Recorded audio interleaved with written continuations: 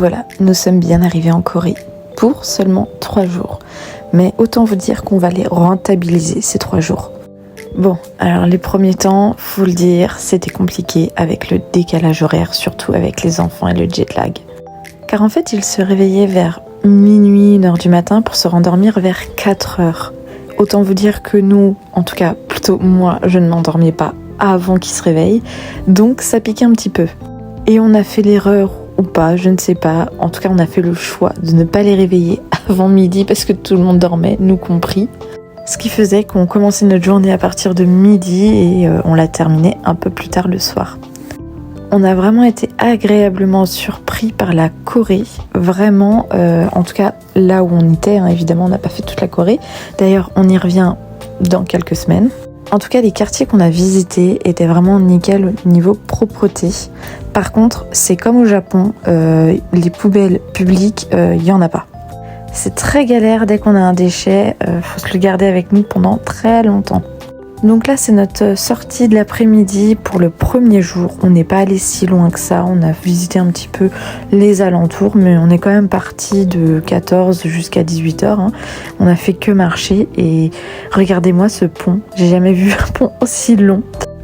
Du coup, notre technique, c'est comme avant, Aimé dans la poussette, Victoire marche, et au retour, Aimé porte-bébé, Victoire poussette, parce que forcément, elle peut pas avaler autant de kilomètres que nous.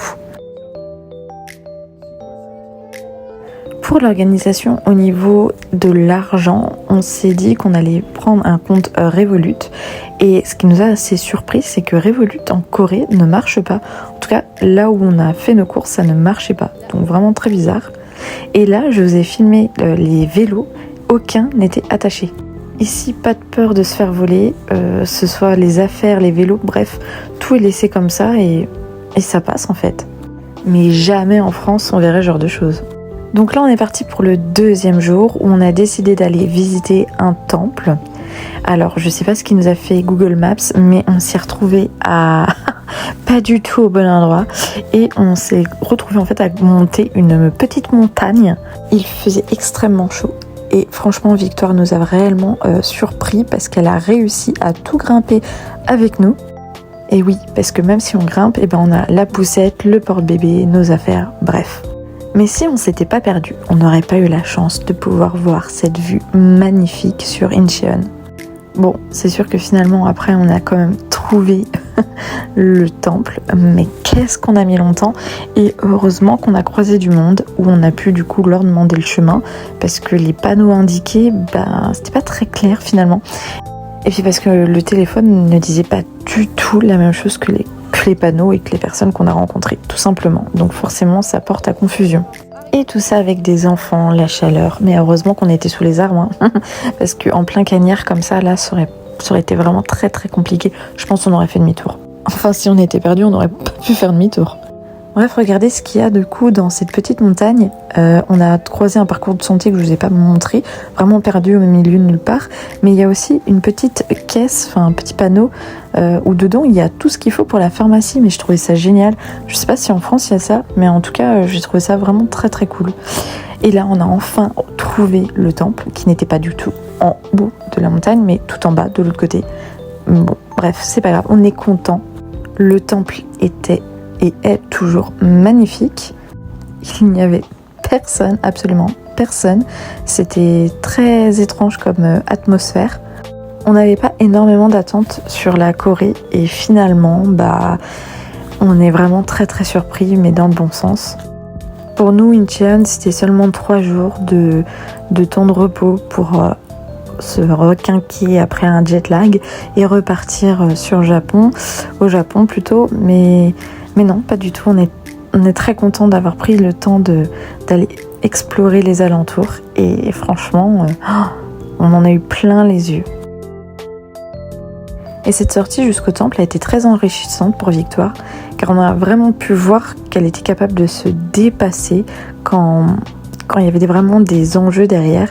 Et sans avoir le bâton de la carotte, quoi que ce soit, elle a vu que dans tous les cas, ça allait être pas possible pour nous de la porter. Et elle ne s'est pas plainte une seule fois. Alors que... Parce que oui, à 4 ans, parfois, on en a marre, même au bout de 10 pas. Et là, non. elle s'est surpassée. On est très très fiers d'elle. Mais je crois que le plus important, c'était qu'elle était très fière d'elle-même aussi. Et finalement, est-ce que c'est pas ça, de devoir se dépasser pour pouvoir arriver dans ce genre d'endroit? Donc ça, c'est la vue de notre appartement à Incheon. On était au 7e étage, donc ça va. On n'était pas très haut, mais c'était une vue plutôt correcte, on était très contents. Bon, ce qui nous a également agréablement surpris en Corée, c'est tout ce qui est mis en place pour les enfants. Vraiment. On vous a pas tout filmé, mais quand on allait dans les toilettes, il y avait des toilettes pour les enfants, il y avait des sièges pour attacher les bébés pour que les mamans puissent aller aux toilettes. Là, c'est un espace entier réservé aux enfants dans l'aéroport. Ce sont des Legos qui représentent l'aéroport pour les enfants, pour que ce soit plus facile pour eux de vivre un moment dans l'avion, dans l'aéroport. Bref, donc là, on a décollé pour aller à Okinawa. D'ailleurs, petite parenthèse, on avait oublié de prendre un billet pour Aimer. Mais heureusement qu'on arrive en avance et qu'on a pu gérer ce problème avec eux, avec la compagnie surtout. Et ça va, ça a quasiment rien coûté en plus, genre 9 € je crois. Donc quasiment rien. Mais bon, c'est bon à savoir, toujours vérifier ses billets, hein, pour éviter de se faire avoir une deuxième fois. Et du coup, dans la même journée, on est arrivé à Okinawa, on est arrivé à Naha et on est allé directement à l'appartement. Sauf que l'iSIM qu'on a pris pour le Japon ne fonctionnait pas. Pourquoi? Je ne sais pas, mais elle ne fonctionnait pas à ce moment-là. Mais comment avoir toutes les informations pour pouvoir rentrer dans l'appart? Parce qu'on n'avait pas regardé en amont. Et ben écoutez, c'est nous. On s'est fait avoir, on était coincés dehors devant l'appartement. Heureusement qu'on a croisé, je pense que c'était un Espagnol, qui nous a fait une partage de co et qu'on a pu rentrer enfin chez nous. Ensuite, le premier jour qu'on a passé du coup à Naha, on est allé au port. C'était pas du tout l'endroit où il faut aller, hein, parce que c'est vraiment très très très très moche. Mais bon, on connaissait pas, on voulait regarder où étaient les ferries pour faire l'excursion cette semaine, donc on est allé voir. Et puis ensuite, on s'est arrêté un petit peu dans des parcs pour les enfants. On a un petit peu partout d'ailleurs. Et puis l'après-midi, on est allé à la plage. Mais en même temps, le matin, on n'a pas pu faire grand-chose parce que forcément, il y avait encore le jet lag et ça pique. De rester éveillé pendant plusieurs heures la nuit, ça commence à être dur. Mais c'est le jeu, ma pauvre Lucette. Et on a de la chance, on a pris un appartement à 300 mètres de la plage, donc c'est la plage de Naha, pas loin du port, c'est pas la plus belle plage du monde, mais bon, on fait avec.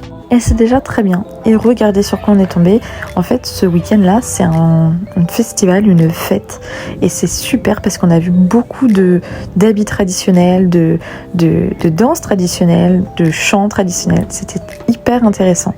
Et les défilés du coup de notre balcon. Donc ça, c'était vraiment encore un plus.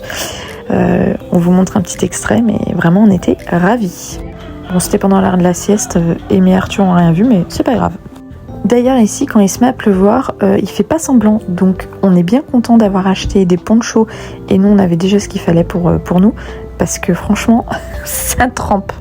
Et du coup pour aujourd'hui, le dernier jour de la semaine, lundi, on a fait l'excursion à Tokashiki, une île juste à côté. D'ailleurs regardez ce qu'on a traversé avec le bateau, c'est incroyable, on dirait un chemin, enfin c'est pas on dirait, il y a un chemin bleu en plein milieu, bref. Et là on commence à apercevoir des petits bouts d'îles un peu partout. Donc c'est pas sur celle-là qu'on va aller parce que c'est encore un peu plus loin, mais je trouve ça magnifique. Et ensuite on a pris un bus pour arriver directement à cette plage-là qui est très familiale. Et on a pu observer du coup la vie sous-marine. C'était magnifique. D'ailleurs, moi et Arthur, on s'est fait attaquer par ce petit poisson que vous avez vu là. Fallait pas qu'on s'approche de trop. Et puis là, on n'a pas fait un snorkeling, on n'a pas fait une sortie, c'était vraiment juste à côté de la plage. Là, on avait pied. Victoire, elle pouvait voir avec ses petites lunettes qu'on lui avait achetées parce qu'elle voulait absolument ces petites lunettes roses pour regarder sous l'eau. Bon, elle n'a pas trop osé parce qu'elle avait un petit peu peur des poissons, mais vraiment, on était très contents de pouvoir avoir la chance d'être ici. Bon, le soleil était pas présent, mais la chaleur était là, l'eau était chaude, donc franchement, ça a été. Regardez-moi cette étoile de mer, elle est magnifique. Et puis ces petits poissons tout bleus, vraiment une chance incroyable. On aimerait bien aller voir des tortues, mais je sais pas si on le fera. C'est fou parce que la couleur de l'eau nous a quand même rappelé Port-Salle. Bon, Alors, c'est quand même un peu beaucoup différent, mais quand même. Et pour le retour, Victoire s'est fait des copines qu'on avait vues à l'aller sur le bateau et elles sont venues la chercher pour jouer dans le sable. Et sur le retour dans le bateau, elles n'ont pas arrêté de jouer ensemble, elle les a pris en photo, elles se sont pris en photo. Elle était très contente, même si elle parlait pas français.